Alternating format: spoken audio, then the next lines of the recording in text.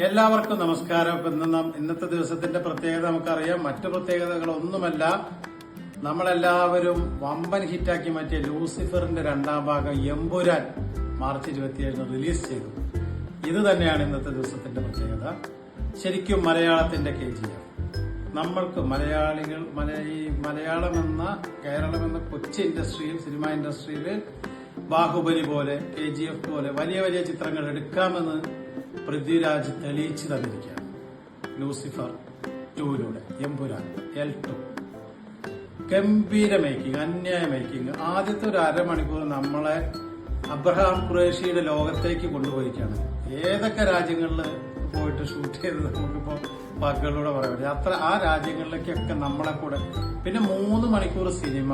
ഈ 3 മണിക്കൂർ നമുക്ക് വാട്സാപ്പ് നോക്കാനോ ഫോൺ എടുക്കാനോ അല്ലെങ്കിൽ വേറെ നമ്മുടെ ചിന്തകളെ വേറെ ഒരു സ്ഥലത്തേക്കും മാറ്റിവിടാതെ ഈ സിനിമയിൽ തന്നെ കോൺസെൻട്രേറ്റ് ചെയ്തിട്ട് ഇരിക്കാനുള്ള അതിനുള്ള സ്റ്റഫ് ഉള്ളൊരു പടം. എന്റെ മോളും ഇന്ന് ഈ സിനിമ കണ്ടു. ചങ്ങനുള്ള മാർസ് എന്നല്ലേ.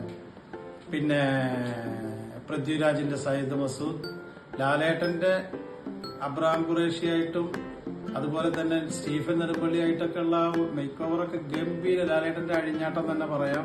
അതുപോലെ എനിക്ക് ഇഷ്ടപ്പെട്ട പ്രകടനം മഞ്ജു വാര്യരെയാണ്. ഇതൊരു മഞ്ജു വാര്യർ ചിത്രം തന്നെ. ലൂസിഫറിലൊന്നും അത്ര ഒരു പെർഫോമൻസ് മഞ്ജു വാര്യർക്ക് കാഴ്ചവെക്കാനുള്ള സംഭവങ്ങൾ ഉണ്ടായിരുന്നില്ല. പക്ഷെ L2 വരുമ്പോ അസാധ്യം. മഞ്ജു വാര്യർ ഗംഭീരാണ്. അതുപോലെ തന്നെ ടോവിനോ നെഗറ്റീവ് ഷെയ്ഡ് ക്യാരക്ടർ ആണെങ്കിലും ടോവിനോ ഏറ്റവും നന്നായത് ലൂസിഫറിലാണ്. ഇതിലത്ര മാത്രമല്ല. പക്ഷെ എങ്കിലും തന്റെ റോൾ ഭംഗിയാക്കി. ബൈജുവിന്റെ ബൈജു ഗംഭീരം. അതുപോലെ തന്നെ പിന്നെ മാളൂട്ടി ഇന്ന് കണ്ടല്ലേ, അഭിപ്രായങ്ങൾ പങ്കുവയ്ക്കൂ. പൃഥ്വിരാജ് ലൂസിഫറിൽ തന്ന പ്രതീക്ഷ. ബ്രോഡാഡി പിന്നെ ഒരു OTT പ്ലാറ്റ്ഫോമിൽ പോയ പടമാണ്. L2 ആണ് പിന്നെ ഒരു പൃഥ്വിരാജിന്റെ വലിയൊരു പ്രോജക്റ്റ് ആയിട്ട് വന്നത്. അത് ലൂസിഫറിൽ തന്ന പ്രതീക്ഷ ശരിക്കും നിലനിർത്തും ഗംഭീരമായിട്ട് തന്നെ. കാരണം ഇതിൽ ഒരു ട്രോൾ മെറ്റീരിയൽ ഇല്ല. അപ്പൊ ഒടിയനിലെ പോലെ, മരക്കാർ അറബിക്കടലിന്റെ സിംഹം പോലെ, അല്ലെങ്കിൽ ഇപ്പൊ അടുത്തിടെ വന്ന ബറോസ് പോലെ, മരയിക്കോട്ടെ വാലിബൻ പോലെ, ഇതൊക്കെ ദുരന്തമായ സിനിമകളാണ്. ഒടിയനും മരക്കാരൊക്കെ ആവറേജ് പോയിരിക്കുന്നു. പക്ഷെ അതിലൊക്കെ ഉള്ള പോലെ ട്രോൾ മെറ്റീരിയൽ ഇല്ലാത്തൊരു സിനിമയാണ് ലൂസിഫർ 2, അതായത് എമ്പുരാൻ. അപ്പോ ഇനി മാളൂട്ടി, എന്താണ് നിന്റെ അഭിപ്രായം കാര്യങ്ങളൊക്കെ? നല്ലൊരു എന്റർടൈനിങ് മൂവിയായിരുന്നു. പിന്നെ കാസ്റ്റിംഗ് ഒക്കെ ഭയങ്കര നല്ല.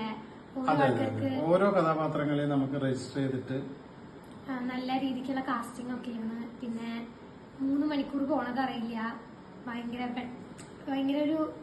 നല്ല എന്റർടൈനിങ് ആയിട്ട് ഭയങ്കര സ്മൂത്ത് ആയിട്ട് പോണ ഒരു പടം. അങ്ങനെ അപ്പൊ എന്തായാലും ഇനി വരാൻ പോകുന്ന ദിവസങ്ങൾ, ഈ വർഷം ലാലേട്ടൻ എടുത്തു എന്ന് തന്നെ പറയാം. ഇനി തുടരും എന്നുള്ള സിനിമ കൂടി വമ്പൻ ഹിറ്റാവും ഉറപ്പാണ്. പിന്നെ സത്യനന്ദിക്കാടിന്റെ ഹൃദയപൂർവ്വം. അപ്പൊ ലാലേട്ട, എല്ലാവിധ ആശംസകളും. ഇതുപോലെ നല്ല സെലക്റ്റീവ് ആയിട്ടുള്ള പടങ്ങളിൽ അഭിനയിക്കുക. പിന്നെ പുതിയ പുതിയ ആശയങ്ങളുമായിട്ട് വരിക. L3 ഒക്കെ, L3യുടെ ക്ലൈമാക്സില് ടൈലൻഡിലൊക്കെ ഒരു സസ്പെൻസ് ഒക്കെ ഒളിപ്പിച്ച് വെച്ചിട്ടുണ്ട്. അത് ഫസ്റ്റ് ദിവസം ആയതുകൊണ്ട് ഞങ്ങൾ പറയുന്നില്ല. L3ക്ക് വേണ്ടിയിട്ടുള്ള കാര്യങ്ങളാണ് അതില്, അല്ലെ? അതൊക്കെ സംഭവമായിട്ടുണ്ട്. അപ്പൊ ഇനി ഞങ്ങൾക്ക് പഴയ ലാലേട്ടനെ തിരിച്ചു കിട്ടി എന്നുള്ളതൊന്നും അലമുറയിടേണ്ട ഒരു കാര്യം ഇനി ഉണ്ടാവരുത്. ലാലേട്ടൻ നല്ല നല്ല സിനിമകളുമായിട്ട് വരിക.